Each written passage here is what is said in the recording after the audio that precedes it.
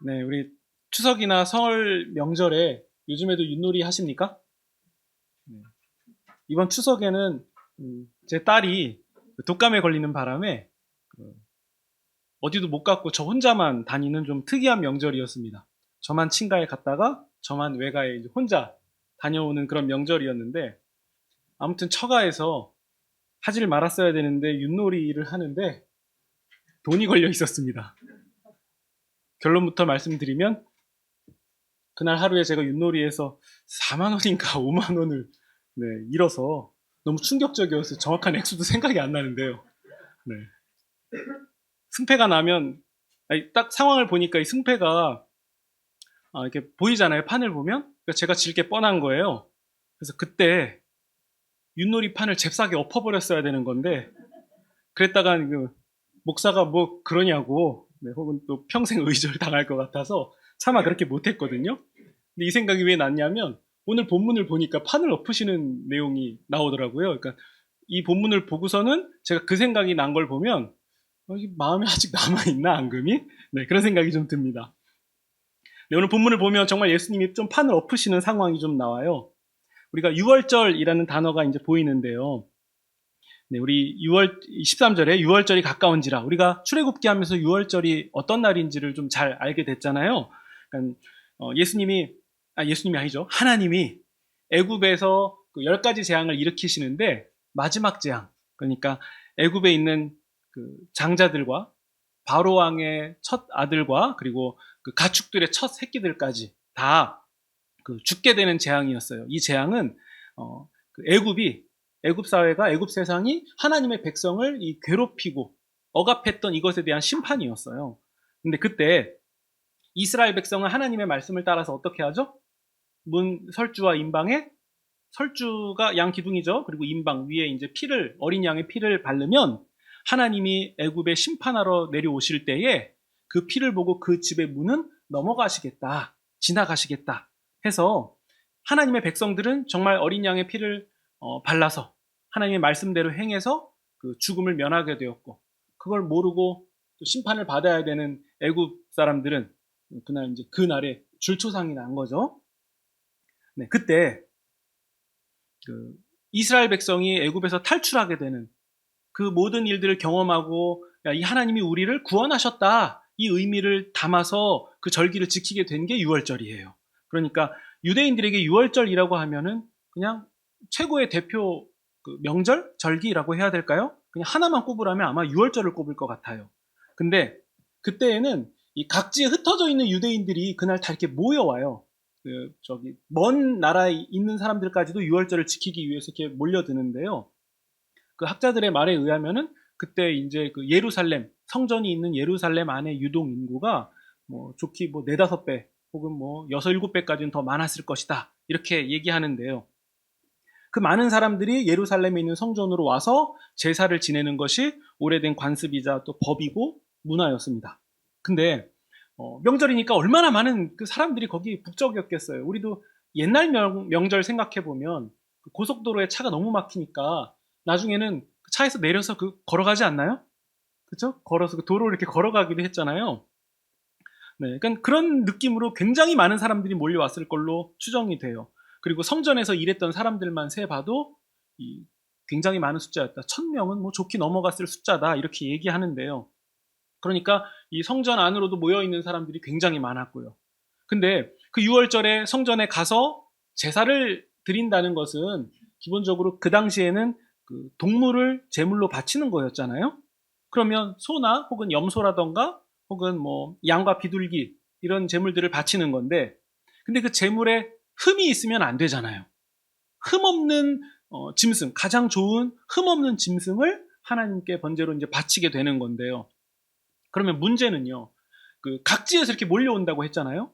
그러면 꽤 먼 거리에서 짐승을 데려가기 시작할 때 그러면 그 짐승이 일단 하나님께 바치려고 흠없는 아주 좋은 것을 골라놔도 그 가는 여정 속에서 망가질 확률이 굉장히 높아요. 뭐 발톱이 깨졌다거나 아니면 가는 중에 감기에 걸렸다던가 아니면 뭐 털이 빠졌다던가 뭐 여러 가지 이유가 생기지 않았겠어요? 그러니까 먼 곳에 있는 사람들이 그 짐승을 데리고 이동하다가 그 짐승이 상할 우려가 굉장히 높으니까 그래서 성전에서 제물을 팔기 시작하는 거죠. 흠없는 제물로 드리기에 합당한 그 짐승들을 골라서 거기서 준비해 놓은 거예요. 그러니까 이런 맥락과 관점에서 볼 때에 성전에서 제물을 판다는 것은 그 자체만 가지고 나쁘다라고 말하기에는 좀 그래요. 그리고 가까운 거리에서 간다 할지라도 뭐 짐승이 갑자기 뭘 놀라는 장면을 보고선 도망갔다거나 아니면 뭐 여러 변수가 있잖아요. 그러니까 헛걸음이 되지 않도록 성전에서 그런 것들을 구비해 놓고 있다는 것은 어떻게 보면 좋은 일일 수도 있는 거죠. 네. 그리고 게다가 14절 보시면요. 끝부분에 돈 바꾸는 사람들도 있어요. 돈 바꾸는 사람. 네, 이게 어떤 의미냐면요. 뭐 각지에서 그 타지에서 쓰던 화폐가 있었을 것이고 또 그 화폐를 예루살렘 성전에서 이제 성전세를 낸다거나 이제 하나님께 드릴 때에 그 돈이 다르니까 그런 의미에서 바꾸는 부분도 있고요. 또 예루살렘, 그러니까 이스라엘 그 가나안 땅 안에서도 로마의 지배를 받고 있으니까 그 로마 황제가 그려져 있는 동전이었거든요. 그러니까 로마 황제라고 하면 그 당시에는 신 같은 개념인데 그런 사람의 얼굴이 그려져 있는 동전을 가져다가 하나님께 드린다는 것은 이것도 맞지가 않는 거예요. 그게 없어야 되는 거예요. 그러니까 성전 안에서만 통용되는 이 동전, 이 세겔이라고 하는데 그 동전으로 바꿔야만 했어요. 그러니까 그 돈을 바꾸면 이제 소위 우리가 환전이라고 하잖아요. 환전을 하게 되면서 이 발생하는 수수료 같은 것들도 그 가운데서 필요했죠. 전혀 없이 그냥 해줄 수는 없는 거잖아요. 그러니까 통용되던 돈을 이 성전에서 알맞게 사용할 수 있도록 환전해 주는 것도 이 나쁘다라고 말하기에는 어려워요. 그것도 그 가운데선 좀 필요했던 걸로 보입니다. 그런데 이제 그 성경학자들과 그 당시에 이제 여러 가지를 연구하던 학자들의 말에 의하면 그 성전에서 재물을 판다거나 아니면 환전하는 자가 있는 것 자체가 많은 폐단이 있었다고 해요. 14절 보시면 이 성전 안에서라는 말이 나오잖아요. 성전 안에서 재물을 팔고 성전 안에서 돈을 바꾼다라는 표현이 나오는데 성전 바깥에서 우리 보통 뭐 졸업식 같은 데 가면 그 학교 정문 바깥에서 꽃 이렇게 팔잖아요. 네. 그런 것처럼 성전 바깥에서 팔면은 파나보다 하겠는데 성전 안에서 판다는 게 조금 특이한 점이고요. 그러면 이제 어른들은 좀 감이 오지 않습니까? 성전 안으로 들어갔다? 그러면 이 사람들이 성전 안까지 들어와서 이것을 팔 수 있다면 이 권리는 누구한테 받았을까? 그리고 이 안에 들어와서 환전을 한다? 이 권리는 누구한테 받았을까? 예를 들어서 뭐 공항에서 이렇게 환전해주는 은행이 들어올 때 이 입점권은 어떻게 따냈을까? 이런 거 우리는 이제 알잖아요? 어릴 땐 전혀 그런 게 모르는 일이고 그냥 은행이 여기 있나 보다 이렇게 생각하는데 성전 안에서 재물을 판다? 근데 그때는 사람들이 와서 정말 많은 인구가 몰려와서 그것을 마치 마땅히 해야 되는 일과 같이 의무적으로 해야 되는데 그러면은 그냥 앉아서 돈 버는 일 아닙니까? 그러면은 이 성전 안까지 와서 이 일을 한다? 그럼 이 권리는 누가 줬을까? 그러니까 여기서 굉장히 막대한 이득이 발생했겠구나 이런 것도 보여지고요. 그러면 성전에서 관련 종사자들이 그걸 보고 그냥 둘까요? 저 이득이 굉장히 쏠쏠하겠네 이런 생각도 좀 들 것 같아요. 그러니까 이제 여러 가지 아마 뒷돈도 있었을 것이다라는 연구도 있고요. 여러 가지 주장들이 있습니다. 뿐만 아니라 우리가 읽은 본문에도 이것을 뒷받침해 줄 만한 구절이 하나 있는데요. 그게 16절 중간에 나와요. 예수님의 말씀입니다. 이것을 가져가라. 내 아버지의 집으로 장사하는 집을 만들지 말라. 그러니까 명분은 성전 제사를 위해서 존재하던 사람들인데 그 사람들이 실상은 성전 안에서 장사를 했다. 이것이 예수님의 말씀이에요. 그리고 좀 더 상황을 보면 15절 보시면요. 예수님이 일단 노끈, 그러니까 밧줄 같은 걸로 채찍을 만드셔서 양과 소를 성전에서 쫓아내십니다. 그리고 돈 바꾸는 사람들의 돈을 쏟아버리고요. 그리고 상을 엎어버리십니다. 그리고 16절 비둘기 파는 자들에게 말씀하세요. 이것을 여기서 가지고 가라. 치워버려라. 그리고 내 아버지의 집을 장사하는 집으로 만들지 마라. 그러면 이제 여러분이 보시는 성경책 이렇게 보시면요. 12절이나 13절 위에 그 소제목으로 성전을 깨끗하게 하신다. 혹은 성전 청결 사건 이렇게 나오지 않습니까? 그러면 이 부분도 우리가 한번 잘 봐야 돼요. 우리가 이 본문을 자세히 읽어보면 청결 사건이라고 하기에는 좀 다른 부분이 있어요. 어떤 점이 다르냐면 염소가 양과 소 채찍으로 이렇게 쫓아내시면 거기가 깨끗해질까요? 아니면 아수라장이 될까요? 네, 난리가 나겠죠? 그리고 돈 바꾸는 자의 돈을 야 그거 다 주머니에 넣어서 갖고 가 이게 아니라 쏟아버리셨어요. 그러니까 이렇게 쏟아버리셨는지는 모르겠지만 쏟아버리시고서는 네, 상도 엎어버리셨죠. 그러니까 그 상황이 실제로 일어났다고 보면 성전 안에 굉장히 많은 사람들이 있었죠. 그리고 각종 짐승들이 거기 뭐 바글바글 했겠죠. 근데 예수님이 노끈으로 그 양과 염소를 이렇게 쫓아내시니까 막 그냥 거기는 엉망이 돼버린 거예요. 사람들은 피하려고 막 쓰러지기도 하고 넘어지기도 하고 뭐 이런 상황들이 펼쳐졌을 것 같아요. 그러니까 예수님이 그 일을 이렇게 일으키셨을 때 사람들은 거기에 대해 평가도 많이 했을 거예요. 아니 이게 뭐 하는 짓이냐고. 도대체 당신이 뭐길래 이 일을 하냐고 막 뭐라고 화를 내는 사람도 있었을 것 같고요. 그러면 이것을 성전 청결이라고 하기에는 조금 맞지 않는 부분이 보여요. 단순 청결은 아니에요. 마치 제가 윷놀이판을 뒤집어 버리고 싶었을 때에는 판을 깨끗이 정리해서 다시 새 게임으로 다시 해봅시다 이런 의도보다도 지금 현실을 부정하고 싶은 거예요. 이건 아니야! 하고 엎어버리고 싶은 건데요. 예수님이 엎으셨다는 것도 그런 맥락 아닐까요? 성전에서 행해지는 이것을 깨끗하게 다시 다 이렇게 정리하신 다음에 자 우리 다시 처음부터 하자 이런 의미가 아니라 그냥 엎어서 끝내버리고자 하는 그런 마음이 아니셨을까요? 그러니까 청결이라고 하기에는 조금 맞지 않는 부분이 있다는 거죠. 그러니까 뭐 윷놀이에 비할 건 아니지만 네. 어쨌든 예수님이 다시 고쳐서 새로 해보자라는 의도는 아니신 것 같아요. 왜냐하면 19절 보시면 예수님이 이렇게 말씀하시거든요. 이 성전을 헐어라. 네. 헌다는 것은 그걸 그대로 다시 쓰겠다는 건 아니죠. 헐어버린다는 건 끝내버린다는 거죠. 이 성전이 끝났다. 그러니까 예수님이 성전 안에서 짐승들을 쫓아내시고 환전하는 자들의 돈을 다 엎어버리신 것은 성전이 끝났다는 선언이에요. 그러면 성전 청결이라고 보기보다도 성전 종결 선언 사건 이렇게 봐야 될까요? 그게 더 맞아 보입니다. 그래서 지금 상황을 보면요. 또 특이하게 예수님이 엎어버리시는 건 다 뭐냐면 재물과 돈이에요. 여러분 핫도그 샀는데 거기에 소세지 없으면 이상하잖아요? 네. 붕어빵 샀는데 팥이 없거나 그 속에 뭐 들어있는 게 없으면 이거 잘못 만든 거라고 이렇게 얘기하잖아요. 지금 성전에 가장 중요한 게 없어진 거죠. 재물과 돈이 사라진 거예요. 하나님께 드리려고 원래 가장 중요한 건 예배자의 마음이 드려지는 거죠. 근데 그 마음을 형식에 담아서 드리잖아요. 그러니까 재물과 세겔 같은 돈들이 거기에 있는 건데 이제 이 모든 게 다 뒤틀려 버린 거죠. 주님이 그걸 쫓아내셨다는 것은 이제 성전은 제사의 기능이 안 된다는 거예요. 없다는 거예요. 그러면 이 사건을 통해서 확인할 수 있는 건 뭐냐? 성전이 끝났다는 거예요. 지금 이 성전을 우리가 이 성전의 예법대로 잘하면 우리가 정결해지고 거룩해져서 하나님의 백성답게 우리는 날마다 새로워진다라는 이런 모든 것들이 이제는 무효화가 돼버린 거예요. 그 기능을 못 한다는 거죠. 병원에 가도 의사가 없다는 거예요. 안 된다는 거죠. 네. 그러면 성전은 실상 사람들이 많이 몰려왔지만 텅 비어버린 거예요. 텅 비어버렸다. 그러면 우리가 이제 지난주에 함께 나누었던 가나 혼인잔치와 함께 연결해서 볼게요.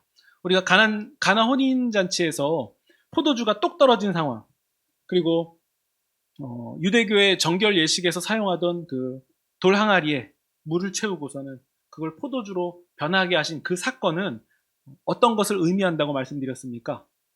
더 이상 유대교의 정결 예식은 그 기능을 못하게 됐다.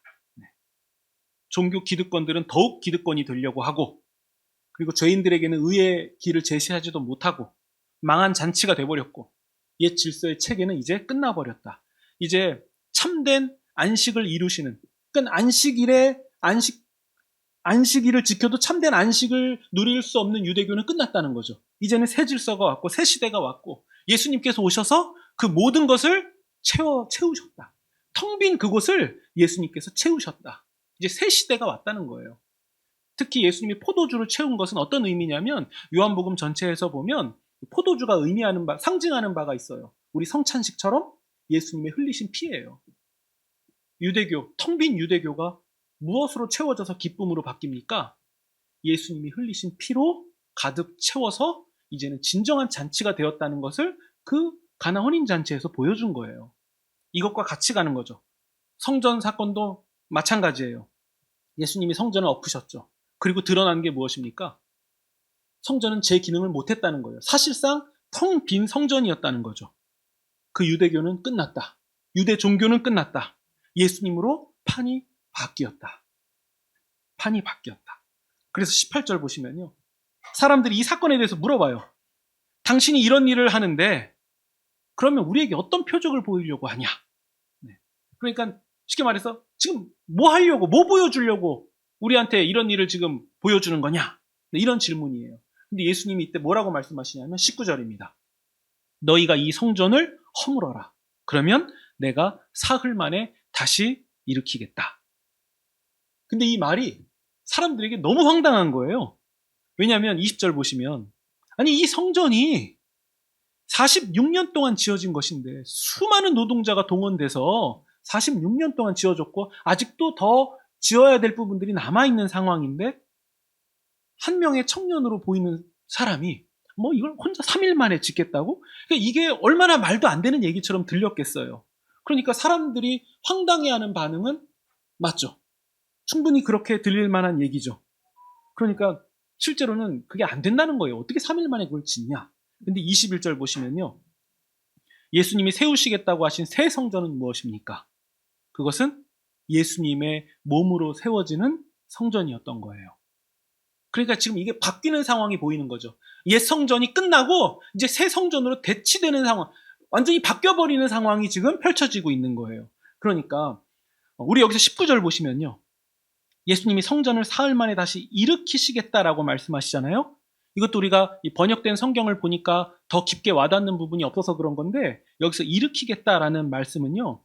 건축물을 세운다는 의미도 있지만 죽은 자를 일으킨다라는 그 단어와 동일한 단어예요.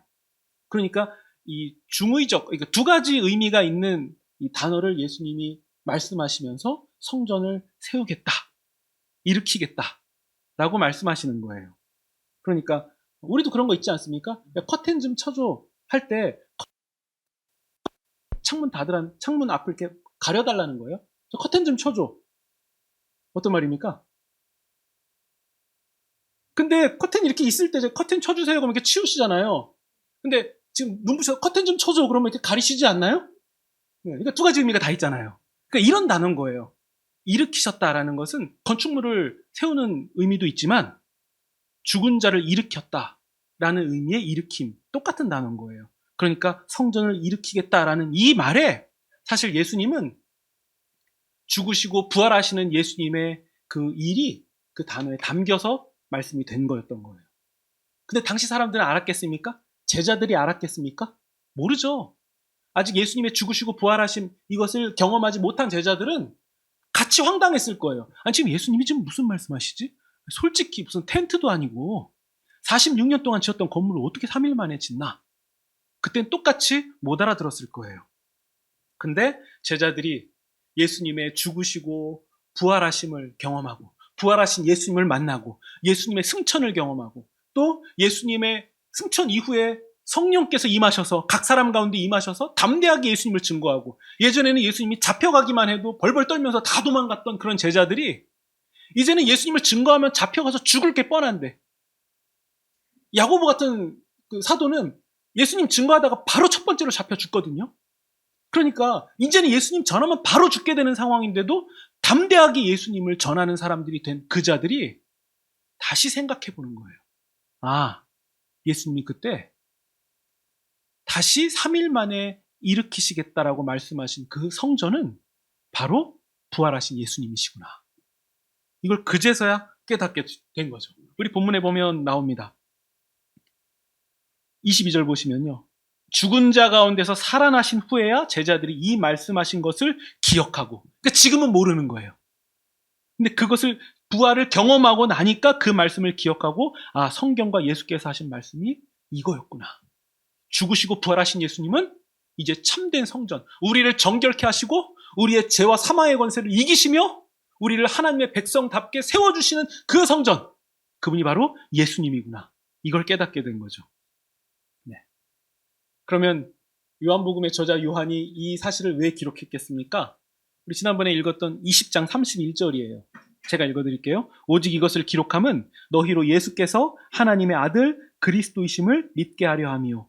또 너희로 믿고 그 이름을 힘입어 영생을 얻게 하려 함이라.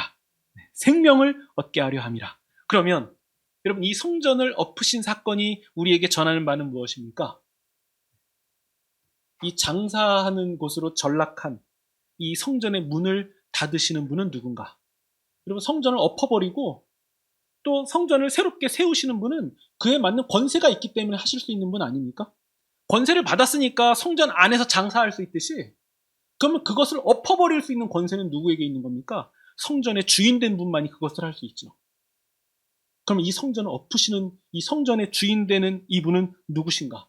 그리고 새 성전을 지금 여시는 이분은 누구신가? 그리고 옛 성전의 종교를 선언하시고 새 시대, 새 성전이 오셨다고 알려주시는 이분은 바로 누구신가? 예수님이라는 사실을 이 사건이 우리에게 전하고 있는 거예요. 그러니까 우리가 예수님께 나아가면 그 성전이 본래 해야 되는 그 일과 역할이 우리 가운데 적용된다는 거예요. 예수께 나아가면 정결해지는 거예요. 그러니까 여러분, 복음서를 보면은 여인이 예수님의 옷자락을 만지려고 하는 사건이 있어요. 예수님께 옷자락만 닿아도 내가 나을 거라고 믿고 예수님께 옷자락에 손을 대는데 나아버려요. 이것을 우리는, 현대인들은 병이 있었네? 병이 나았네? 이렇게 접근하지만요, 성경시대 사람은 병이 낫는다는 것은 정결하게 되고 거룩하게 되는 것을 의미해요. 예수님께 닿으니까 정결하고 거룩해지는 거예요. 왜 그 일이 일어납니까? 그분이 성전이시기 때문이에요. 그분이 참된 성전이시기 때문에, 그분이 왕이시요 제사장이요 선지자시기 때문에 그 일이 일어난다. 그러니까 요한복음의 저자 요한이 우리에게 촉구하는 바는 무엇입니까? 그 예수님께 나아가야 된다는 거예요. 그 예수님을 잡아야 된다는 거예요. 그래야 영생을 누리게 된다는 얘기를 우리에게 전하는 거죠. 우리 23절 보시면요, 6월절에 예수님이 예루살렘에 계실 때, 그러니까 이 일을 하시고 계속 예루살렘에 계실 때 사람들이 예수님이 행하시는 표적을 보고 신기하니까, 놀라우니까 예수님을 믿는 자들이 생겼습니다. 24절, 그러나 예수님은 그들에게 몸을 의탁하지 않으셨어요. 그러니까 거리를 좀 두세요. 그리고 25절, 그 사람들 마음속에 뭐가 있는지 예수님은 다 알고 계셨기 때문에 그들과 거리를 두셨다라는 얘기가 성전 종교를 선언하는 사건 뒤에 나오는데요. 사실 설교를 준비하면서 제가 조금 고민이 됐던 구절은 바로 이 부분이에요.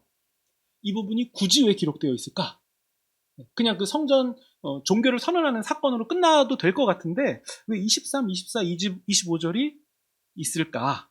사실 가만히 보면요, 예수님의 표적을 보고 예수님을 믿은 사람은 예수님 편입니까? 아닙니까?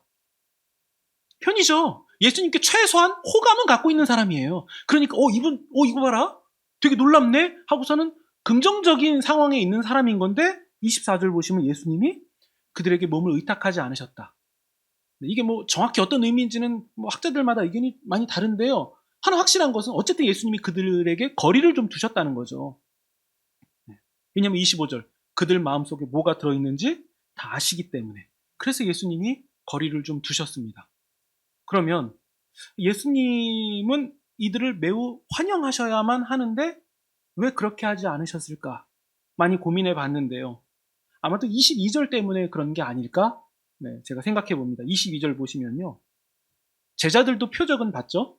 그리고 예수님이 하시는 일도 봤어요.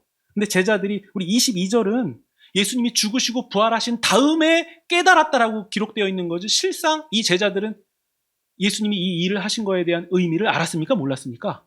몰랐죠. 근데 제자들은 어떻게 제대로 알고 예수님을 믿게 되었습니까? 예수님의 죽으심과 부활까지 다 보고 나니까, 경험하고 나니까 이거구나 라고 알았던 거예요. 근데 사람들은요, 그냥 본 거예요. 뭔가 신기하네, 놀라운 일이 일어나네, 대단하네, 비범한 사람인 거 맞네. 예언자신가? 선지자신가? 그 사람들도 호감은 가졌어요. 근데 제가 23에서 25절이 왜 기록됐나 고민하다가 저는 이렇게 적용할 수 있었어요. 그냥 호감만 갖고 있는 상태로 머무는 건 안 되는구나. 그것도 물론 존귀한 건데 예수님과 적대돼서 등 돌리고 있는 것보다는 예수님께 호감을 갖고 관심도 있고 예수님을 듣기 원하는 사람이 되는 것도 굉장히 귀하고 중요한 일인데 거기에서 머물러 있는 게 다가 아니구나. 좀 더 가야 되는구나. 어디까지 가야 되죠? 이분이 이 성전을 뒤엎으신 이분이 참 성전이시다. 우리를 구원하시는 분이다. 정말 성경에서 예언되었던 오시리란 그 메시아시구나. 이분이 예수님이구나. 이분을 만져야만, 이분에게 나아가야만, 바로 이분을 믿어야만 우리가 영생에 이르는 거구나. 지적 동의만 말하는 게 아니구나. 2000년 전에 그냥 예수라는 한 사람이 왔다 갔더라. 이거에 대한 지적인 동의를 하는 정도가 아니라 이분이 나의 죄와 나의 모든 것을 다 안으시고 십자가에서 대신 죽으시고 우리의 모든 죄를 청산하시고 우리를 생명의 길로 가게 하신, 놓여주신 이분이구나. 그냥 왔다 가신 그냥 존재의 유무만 우리가 받는 게 아니구나. 참 성전이 오셨다. 이분이 예수님이다. 이것을 우리에게 촉구하고 있는 거 아닙니까? 우리에게 물어봐야죠. 나는 예수님에 대해서 거기까지 갔는가? 나를 위하여 우리의 모든 인류의 죄를 위하여 죽으시고 부활하신 하나님의 아들이시다라는 이 신앙 고백까지 갖는가 아니면 2000년 전에 그냥 놀라운 그냥 뭐 하나님의 아들이라고 스스로 소개하는 그분께서 왔다 가셨구나. 이 사실 자체를 믿는가? 우린 스스로를 점검해 봐야죠. 나는 죽으시고 부활하셔서 3일 만에 성전을 세우신, 일으키신 그 예수님을 믿는가? 이걸 확인하는 거죠. 어쩌면 우리는 신앙 혹은 믿음이라는 것을 얘기할 때 마치 성전 안에서 재물을 팔고 돈을 바꾸면서 이익을 얻으려 하고 또 그것을 통해서 또 뒷돈을 받으려고 하는 이익에만 혈안된 사람들이 아닌가, 이런 경각심도 가지시면 좋겠습니다. 나는 그냥 단순히 심리적 안정 혹은 종교적인 어떤 그 평온함 이런 것을 느끼기 위해서 예수님을 믿는 것은 아닌가. 그런 분은 없겠죠. 우리는 영생의 근원 되시는 우리의 구원자께서 육체를 입고 이 땅에 오셔서 우리의 모든 죄와 사망의 권세를 십자가에서 이기시고 우리에게 생명의 길을 열어주신 이 예수님을 믿고 이 예수님만이 우리의 참 성전이시다라고 고백하는 사람들이에요. 그 성전 되신 예수님을 머릿돌이라고 말씀하시지 않나요? 머릿돌. 그러면 우리는 뭐예요? 머릿돌이면, 예수님이 머릿돌이면 우리는 뭐예요? 머릿돌과 가까이 있는 사람? 아니에요. 성전에서 되게 놀라운 표현들이 나와요. 예수님이 머릿돌이 되시고 예수님을 믿는 성도들은 그 성전에 세워지는 벽돌 같은 거예요. 머릿돌 되시는 예수님과 함께 세워지는 우리가 성전이에요. 그래서 고린도전서 보면 예수님을 믿는 우리가 이제 성전이 되는 거예요. 성전. 우리가 성전이 돼요. 예수님과 닿아서 연결되어서 세워진 예수님이 결국 일으키신 성전. 바로 우리 성도들인 거죠. 교회인 거죠. 우리가 예수님을 믿는다는 것은 종교 장사하는 거 아닙니다. 오히려 예수님을 믿는다는 것은 장사에서 얻게 되는 이익마저도 이거 하나님 거라고 하나님께 다시 돌리는 사람들이 됩니다. 그래서 우리가 하나님이 계산하시는 방법대로 세상과 사람들에게 돌리는 거 아니겠습니까? 그래서 여러분, 우리가 살면서 다가오는 어려운 일들에 대해서 이거 마치 부적처럼 내가 예수님 잘 믿으면 다 예방할 수 있어, 그렇게 예수님 믿는 거 아니고요. 물론 예수님 믿으면 참 평안과 의의 길과 생명의 길로 인도되는 거 당연하죠. 근데 우리는 하나님의 아들이신 예수님을 믿고 우리는 이 나라에 속한 자가 아니기 때문에 이 나라에서 일어나는 어떠한 일도 다시 다른 관점으로 바라보게 되는 사람이 되는 거예요. 우리 어디 봉사활동을 간다거나 어디 단기 선교를 간다거나 하실 때 거기에서 일어나는 일들 다 불편하잖아요. 근데 그 불편했던 일을 똑같이 내가 사는 한국 사회에서 경험하면 못 견뎌요. 어떻게든 이걸 개선하거나 뭘 해보고 싶어요. 근데 그런 곳에 가서 그 불편함을 경험하면 그게 한국에서 겪었던 거랑 다른 시각과 다른 관점으로 보게 돼요. 그게 더 이상 같지가 않은 거예요. 왜죠? 난 거기에 영원히 머물 존재가 아니니까. 이거 다 지나가는 거니까. 난 이것을 초월한 사람이니까. 그러니까 불편해도 그냥 괜찮은 거예요. 어디 봉사활동 가서 하루 못 씻어도 별 문제가 되지 않아요. 내 집에서 하루만 못 씻으면 난리가 나거든요. 근데 거기서 못 씻어도 괜찮아요. 같은 옷 또 입어도 괜찮아요. 왜냐? 난 거기에서 영원히 머무는 거기에 속한 존재가 아니니까. 예수님을 믿는다는 것은 우리가 이 나라에, 이 세상에 속한 사람이 아니라 우리가 천성에 속한 사람이라는 것을 분명하게 깨닫게 되는 일이기 때문에, 그래서 이 세상을 같은 어려움을 겪고 같은 곤란함을 겪어도 다른 관점, 다른 생각으로 받아들여지게 되는 거예요. 나는 하나님의 사람이다. 다 끝난다. 모든 것이 지나간다. 그래서 견딜 수 있다. 이런 용기가 우리에게 주어지는 거죠. 그래서 우리가 그 나라를 꿈꾸면서 이 세상을 담대하게 지나갈 수 있는 자임을 날마다 확인하게 되는 것입니다. 새 성전이자 참 성전이신 예수님을 믿는 믿음으로 결국 썩고 더럽고 쇠하는 이 세상을 예수님과 함께 완주하시는 그런 저와 여러분이 되시기를 주님의 이름으로 축원드립니다.